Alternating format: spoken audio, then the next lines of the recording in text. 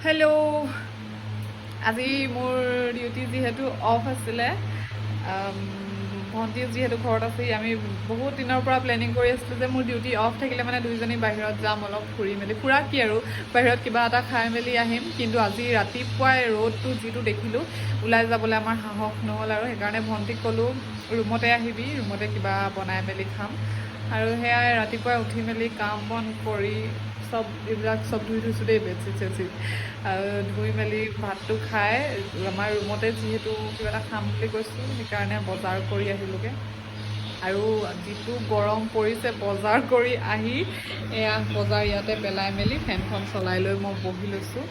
আৰু এতিয়া বনাবৰ কাৰণে যিহেতু মোৰ অকলে এলাহ লাগিছে সেইকাৰণে ভণ্টি আহি আছে ভণ্টি আহি লওক তাৰপৰা তাকো কামত লগাম একেলগতে বনাম কি বনাম দেখাম বাৰু কাপোৰ চাপোৰ চেঞ্জ কৰি লৈ এইফালে পূৰা কামত লাগি আছোঁ ইমান গৰম পৰিছে এইফালে হ'ল নাই সুধিব আহিছে একো কৰি দিব পৰা নাই আকৌ এয়া পোলাও বনালোঁ আৰু কি হ'ল এইফালে চিকেন হৈ আছে চিকেনটো হ'বলৈ আছে আৰু অলপ এয়া দৈটো দিবলৈ আছে তাৰপিছত ৰেডি হৈ যাব এফালে চব অৰ্ডাৰ দিয়া মানুহ এখেত এফালে এইটো এটা মোবাইল এখেত মোবাইলত বিজি মই অকলে অকলে কামত লাগি আছোঁ একদম গৰমত